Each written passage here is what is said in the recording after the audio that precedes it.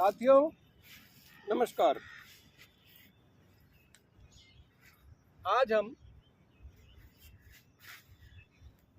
Topic तो आपको पता ही है कि मेरा हेल्थ का होता है। आज हम हेल्थ के बारे में ही करेंगे, लेकिन वो हेल्थ का बहुत ही इम्पोर्टेंट टॉपिक है। क्यों है? क्योंकि मेन जो चीज़ होती है हमारे शरीर में वो होती है रक्त परिसंचरण, यानी कि ब्लड सर्कुलेशन। जैसे किसी भी मशीन में, कोई भी मशीन हो, चाहे वो परिवहन के साधन है या कोई दूसरे साधन, कोई किसी भी टाइप की मशीन है, उसमें जब तक वो इंजन काम नहीं करता और जब तक उसमें फ्लो नहीं चलता चीज़ों का, तब तक वो नहीं चलेगी। और चलेगी तो ख़राब हो जाएगी थोड़े दिन में। इसी तरह से, क्योंकि वो सब चीज़ें हमारे शरीर के बेस पे बनी हुई है, तो इसी तरह से हमारा जो शरीर है वो बिना खून के सुचारू रूप से चलने के अलावा, अगर उसमें जरा सा भी कहीं गड़बड़ हो गई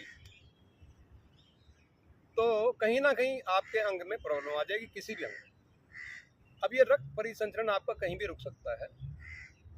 और मेन समस्या जो होती है वो ज़्यादातर आपके मस्तिष्क में, जो बहुत बड़ी समस्या अगर होती है तो आपके मस्तिष्क में अगर ब्लड नहीं पहुंचता है तो इससे तो आपकी बहुत सारी समस्याएं, एक जटिल समस्या उत्पन्न हो जाएगी। दूसरा, हार्ट में। तो ये होता क्यों है?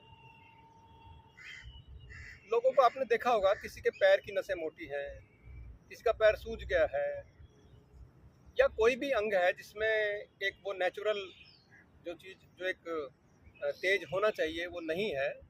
इसका मतलब है कि उस अंग में आपके खून ठीक से नहीं जा रहा है। और कहीं भी आपको अगर दर्द है दबाने से, समझ लो कि वो खून का ही प्रॉब्लम है।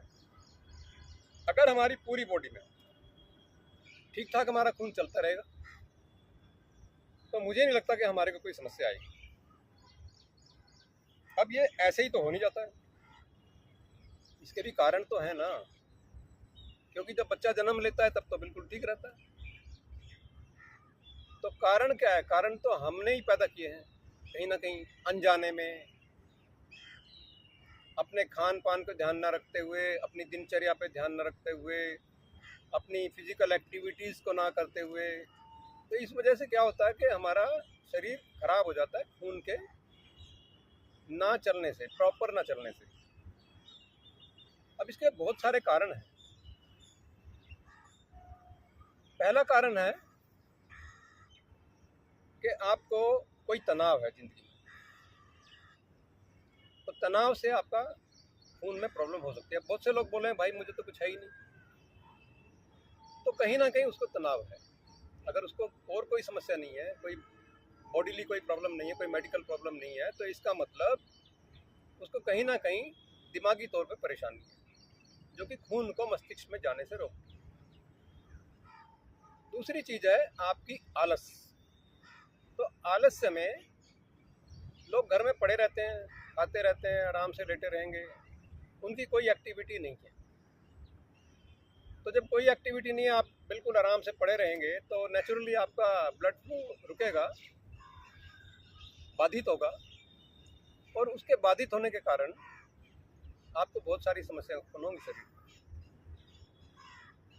दूसरी चीज़ आती है, आप बिल्कुल भी एक्सरसाइज, व्यायाम नहीं करते।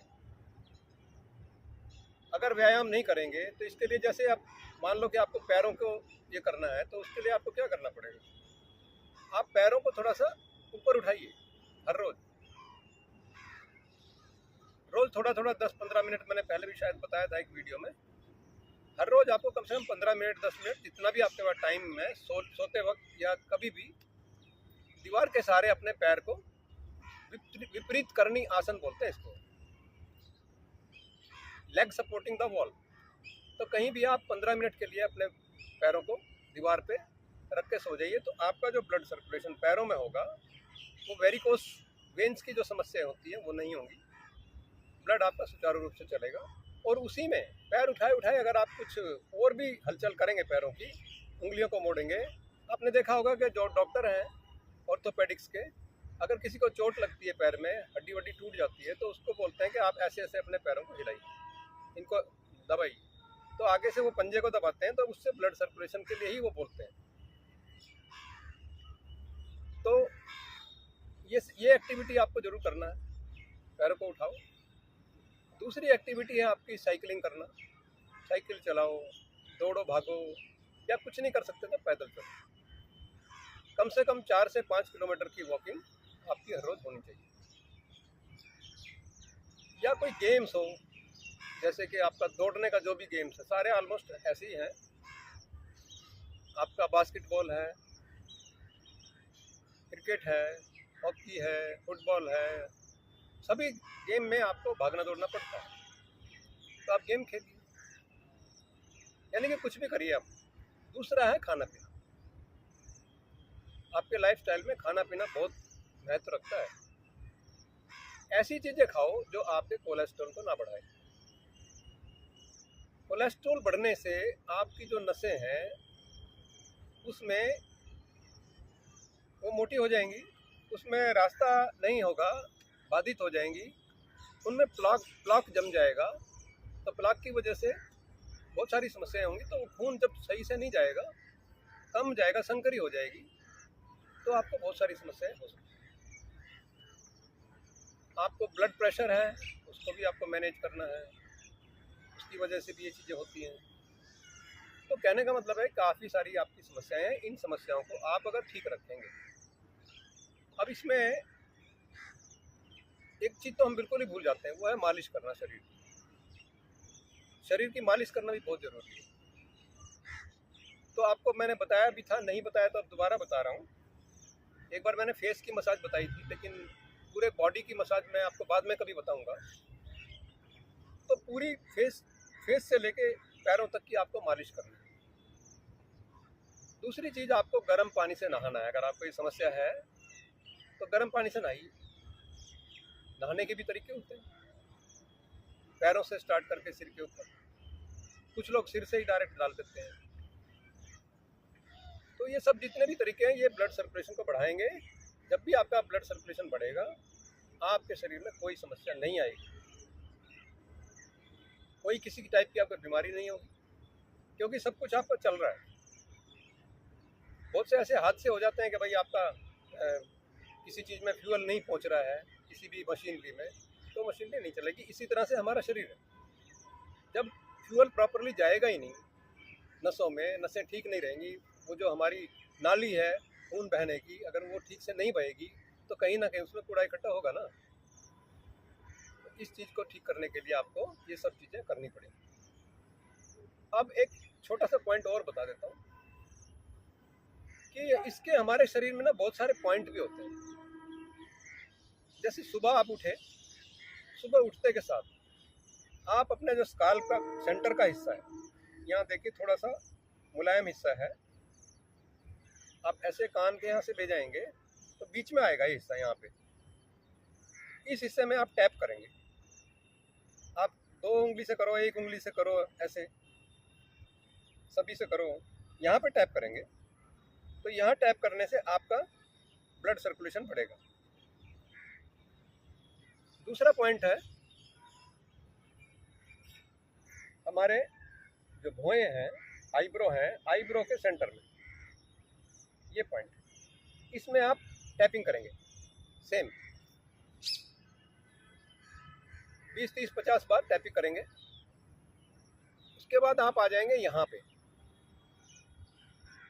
ये भी एक मुलायम सा हिस्सा है, दोनों हड्डी के ऑलमोस्ट बीच में, आंखों के जस्ट साइड में, यहाँ पे ये 2 पॉइंट आप इनको भी टैप करेंगे।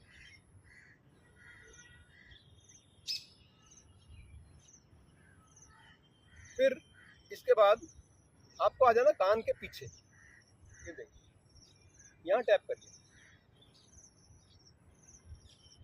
ये कान के बीच में टैप करेंगे, यहाँ से भी आपका ब्लड सर्कुलेशन बढ़ेगा। फिर आता है आपका ये जो गले की हड्डी है, इसके बीच में जो पॉइंट है, यहाँ पे जहाँ ये जोड़ है, यहाँ टैप करना है। उसके बाद फेफड़े के जस्ट जहाँ पे ये खत्म होता है, उसके सेंटर में ये जो जगह है, यहाँ टैप करना है।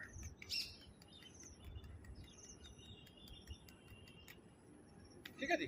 तो इससे आपका बॉडी में थोड़ा सा, पैरों का तो मैंने बता दिया था, अपर बॉडी का भी इस तरह से आपका आएगा और आपके दिमाग में शांति मिलेगी। आप इसको करते रहिए, आपको पता चल जाएगा इसका कितने बेनिफिट है। दूसरा चीज़, रिंग फिंगर। रिंग फिंगर के आप यहाँ से दबाएंगे तो जब आपके शरीर की बैटरी चार्ज नहीं है तो बैटरी चार्ज करने के लिए आप इसको दबाएंगे यहाँ से, ये चीज़। इसको कम से कम 100-200 बार दबाइए 5 मिनट। पहले भी मैंने बताया था ये सब चीज़ें। ये करिए, लाइफस्टाइल अच्छा रखिए, खान पान को ठीक रखिए और कोई टेंशन ना लें किसी भी तरीके का। आपका रक्त संचरण जो है, ब्लड सर्कुलेशन आपका बिल्कुल ठीक हो जाएगा और आप एक अच्छी ज़िंदगी व्यतीत करेंगे। आपके चेहरे पे तेज आएगा, आपके शरीर में भी तेज आएगा। ठीक है साथियों, आप मेरे वीडियोस को देखते रहिए और जो मेरा एक्सपीरियंस है उससे लाभ उठाइए, बस मेरी यही आशा है। और आपको अगर पसंद आता है तो चीज़ों को लाइक भी किया करो, क्योंकि मैं एक ऐसे टॉपिक बताता हूँ जो मेरे अपने साथ लाइफ में हुए हैं, जो मेरा एक्सपीरियंस है लाइफ में। ठीक है, मिलते हैं अगले वीडियो में। धन्यवाद, नमस्कार।